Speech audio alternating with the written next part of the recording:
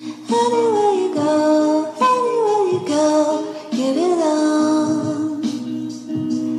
Anywhere you say, anywhere. Halo semuanya, selamat datang di channel Animesia.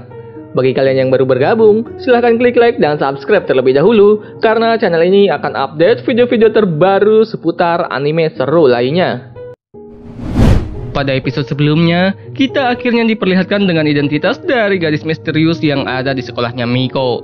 Gadis misterius itu bernama Ichijo Michiru. Dia adalah murid pindahan yang juga memiliki profesi sebagai seorang model.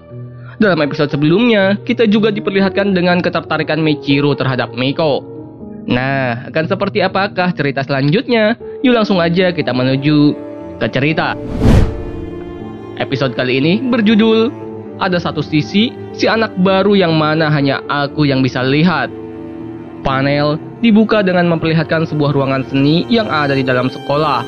Pelajaran seni untuk kelasnya Miko sudah dimulai, dan semua anak yang di kelas itu diwajibkan untuk melukis objek yang ada di hadapan mereka. Lalu, mengingat Michiru adalah seorang model dan juga seorang murid pindahan, dia terpilih menjadi objek melukis murid-murid yang lainnya. Michiru duduk dengan cara yang anggun sambil memegangi sebuah apel berwarna merah. Sementara murid yang lain duduk memutar sambil menggores sketsa di kertas mereka. Lalu, seorang guru yang mengajar mata pelajaran itu memberitahu semua murid agar mereka menuangkan semua yang ada di dalam pikiran tentang objek yang sedang mereka gambar secara mendetail. Beberapa anak yang lain sudah mulai menggoreskan penanya secara perlahan, tapi kertas yang Miko gunakan masih saja tetap kosong. Dia terlihat kebingungan dengan apa yang harus dia gambar, karena Michiru yang dia lihat bukanlah sosok gadis cantik dengan wajah yang menawan, melainkan sosok monster hitam dengan tentakel-tentakel yang terus bergerak ke sana kemari.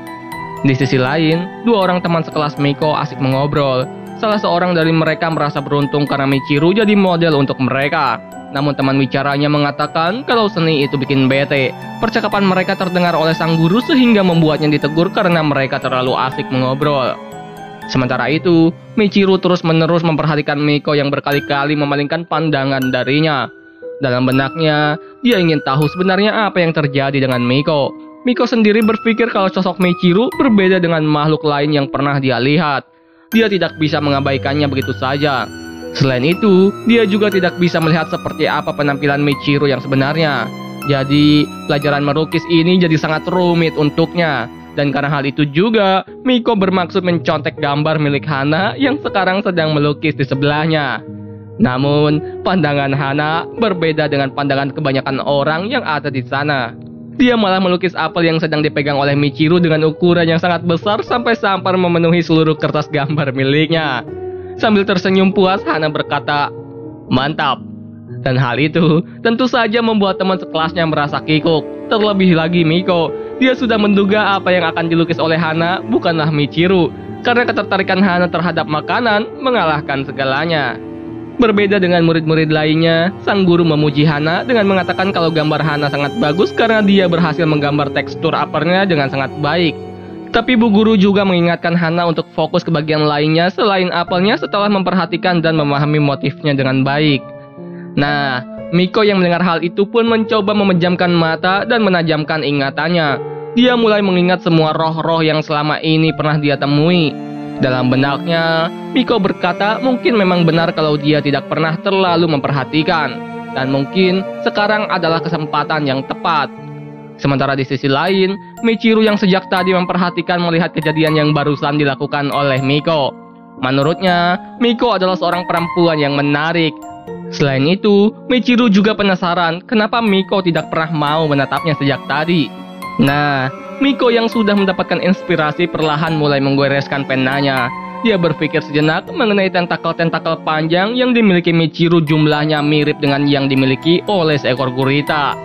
Tapi, begitu gambarnya mulai jadi, Miko terkejut karena dia sendiri lupa kenapa dirinya menggambar Michiru dalam sosok monsternya.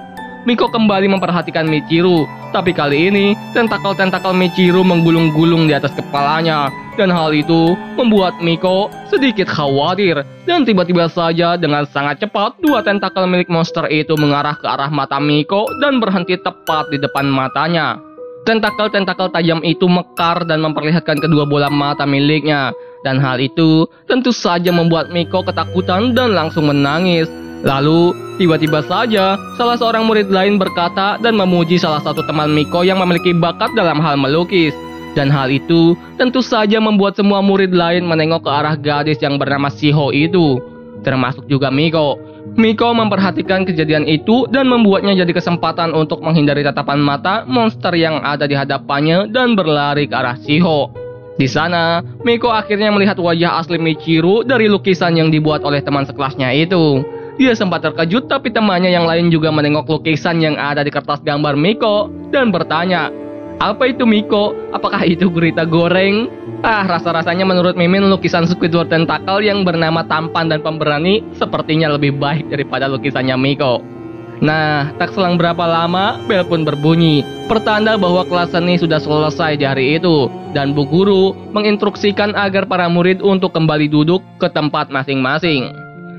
Di sisi lain, Hana yang terlalu fokus menggambar apel dipanggil oleh Michiru. Michiru memberikan apel yang tadi dia pegang kepada Hana sehingga membuat gadis itu senang dan mengucapkan terima kasih. Selain itu, Michiru berjalan mendekati Miko dan berkata kalau dia ingin melihat sketsa yang digambar oleh temannya itu. Namun, Miko yang gugup karena tiba-tiba saja Michiru mengatakan itu langsung mengambil kertas gambarnya dan berkata kalau dia payah dalam hal menggambar dan segera berlari meninggalkan ruangan kelas. Nah, Michiru yang mendapatkan respon seperti itu dari Miko tak menanggapinya. Dia fokus pada pensil milik Miko yang tertinggal di ruangan kelas. Panel lalu berpindah kepada Michiru. Dia berdiri di depan cermin di dalam toilet dan memejamkan matanya. Dia membayangkan wajah Miko dan baru pertama kali menatap matanya. Hal itu membuat Michiru merasa sedikit aneh karena tubuhnya terasa panas. Dia bertanya-tanya sebenarnya apa yang sudah terjadi pada dirinya itu. Sambil mengeluarkan pensil milik Miko yang tadi tertinggal di ruangan kelas, Michiru berkata dalam benaknya sendiri jika dia ingin tahu lebih banyak tentang Miko. Michiru ingin mengenal gadis itu lebih dekat lagi. Nah, di sisi lain, Julia yang baru saja keluar dari toilet melihat Michiru tengah menggigit pensil dan mengira kalau gadis yang ada di hadapannya sedang memakan alat tulis itu. Namun Michiru yang menyadari kehadiran Julia dengan segera kembali menggunakan sarung tangan hitamnya dan menengok. Dia mengucapkan, "Halo Niguredo." Dan setelah mengatakan itu, Michiru mendekat dan mendorong Julia kembali ke dalam toilet dan menutup pintunya. Di dalam toilet, Michiru memegangi kedua lengan Julia sehingga membuatnya merasa sangat ketakutan. Panel lalu berpindah.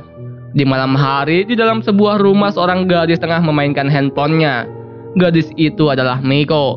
Miko bertanya lewat chat grup kepada Julia dan menanyakan ketidakhadirannya ketika jam makan siang di sekolah.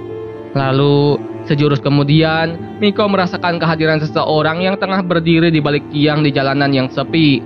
Namun ketika dia memeriksanya, dia tidak menemukan siapapun ada di sana. Selain itu, Miko bermaksud untuk kembali menemui Godmother dan menanyakan perihal masalah yang sedang dia hadapi. Namun ternyata, perasaan Miko tidak salah. Memang ada seseorang di sana. Orang itu adalah Michiru. Sambil tersenyum, Michiru berkata, "Wah, rumahnya Miko."